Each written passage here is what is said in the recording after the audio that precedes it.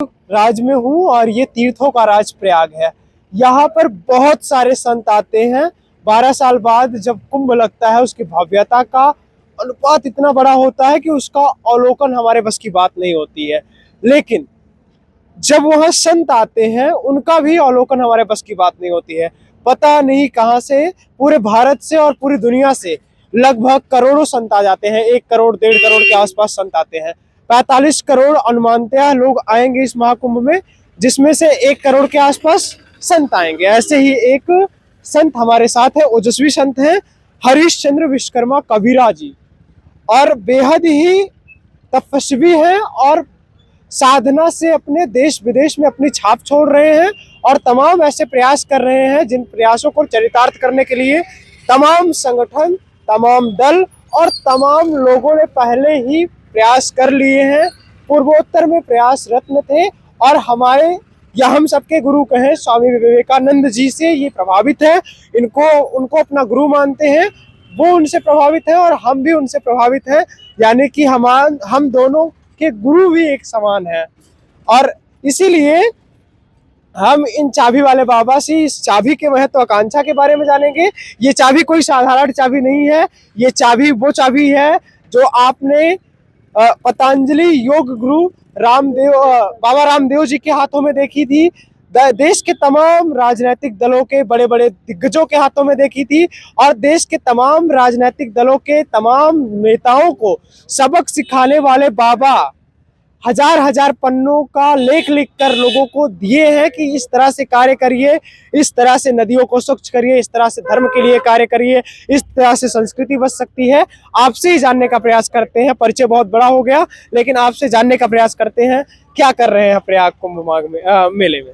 मैं माघ मेले में जो मेरे अब तक के जो प्रयास रहे, शरीर धीरे धीरे थक रहा है और अखबारों में लिखना मैंने बंद कर दिया, और सोशल मीडिया पे भी जो लिखता था वो भी थोड़ा धीरे धीरे कम हो रहा है, क्योंकि आंखें उतना साथ नहीं देती। इस रथ को खींचना, लोगों तक जाना, ये बहुत बड़ी बात है। कौन करेगा?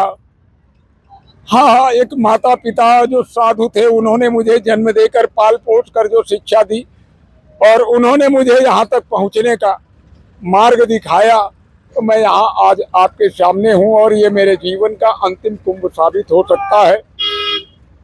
मैंने जो चाबी निर्मित की है, चाबी युक्ति तरीका, तो एक चाबी जो हमने निर्मित की है महाकुंभ के लिए, उसका प्रयोग 23 जनवरी के दिन होगा। और मैं आप सबको आमंत्रित करता हूं कि 23 जनवरी को आप सब, पूरा भारत, पूरा देश, पूरी दुनिया सुने, क्योंकि वो मामूली बातें नहीं है। जो सुन सकते हैं वो सुने, और तत्काल समझ में कोई चीज नहीं आती है। सभी के पास एंड्रॉयड मोबाइल है, सभी उसे रिकॉर्ड कर लें और उसे 1 बार 2 बार सुने, बस। और कुछ नहीं कहना है, केवल इतने से परिवर्तन निश्चित है, कोई रोक नहीं सकता। इस चाबी की महत्वाकांक्षा थोड़ी दर्शकों को बताइए, तभी तो वो आएंगे 26 जनवरी को सम्मिलित होने। इसके बारे में उनको जानकारी तो चाहिए, ये किस तरह की चाबी है, क्योंकि वैसे तो चाबी लकड़ी की होती है। इतना तो आप लोगों ने उनके अंदर जिज्ञासा डाल दी है जानने की।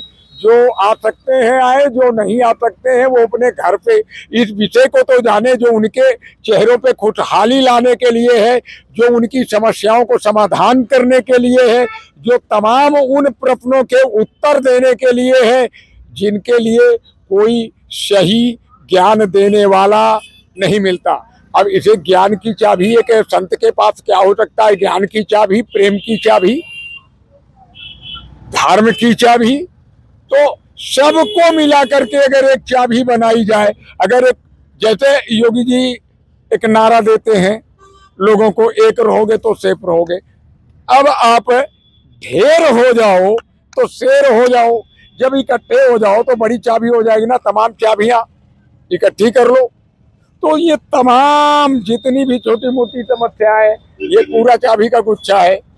जहाँ जो कुछ भी है उन सबों के लिए एक नई शुरुआत का बड़ा व्यापक अर्थ है, इतना ही कहूंगा। उस पे आज से चिंतन करें, नए में क्या क्या नया हो सकता है। और नया आज तक पहली बार ये चाबी दिख रही है ना, तो पहली बार नए से नया होता है। गुरुजी तो आपने नया करने के लिए इसको नया कर देना चाहे। आपने पिछला कुंभ भी देखा था, आप कह रहे हैं 2013 के कुंभ में मैं सहभागी था। हाँ। मैंने सहभागिता निभाई थी।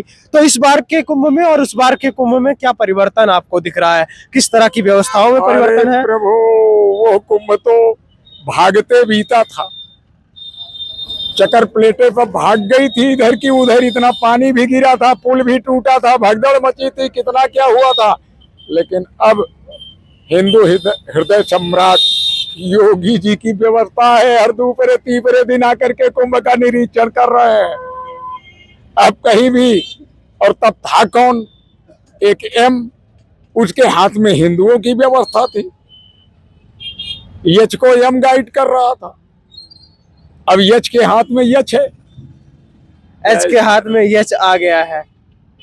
निश्चित तौर पर गुरुजी आप नदियों को स्वच्छ करने पर देख रहा हूँ जोर दे रहे हैं, लेकिन जिस लखनऊ की आप बात कर रहे हैं और जिस हिंदू हृदय सम्राट की बात कर रहे हैं, उन्हीं के मार्गदर्शन में उत्तर प्रदेश की राजधानी में वो रहते हैं और उन्हीं के बगल में ही उनके आवास के जस्ट 200 मीटर दूर पर गोमती जी बहती रहती हैं।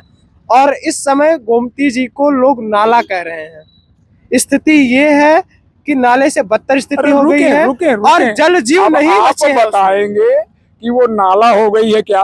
लोग कह रहे हैं, आप कह रहे हैं, आपके शब्दों में लोग कह रहे हैं, तो लोग ही कर भी तो रहे हैं उसको। योगी जी थोड़े कि उनके बगल में है तो योगी जी केवल एक डंडा लेकर के चौकीदार हैं। लोकतंत्र का अर्थ कितना समझा गया, लोकतंत्र का अर्थ कितना जाना आपने। ये हमें संविधान की पुस्तक साथ में क्यों है? रामचरितमानस तो हमारे पास है, लेकिन ये संविधान भी है। आपने लोकतंत्र को क्या समझा है कि एक दिन जाकर के हम बटन दबा देंगे और उसके बाद हम उसी से सवाल पूछना शुरू कर देंगे दूसरे दिन पे कि आपने क्या किया, आपने क्या किया।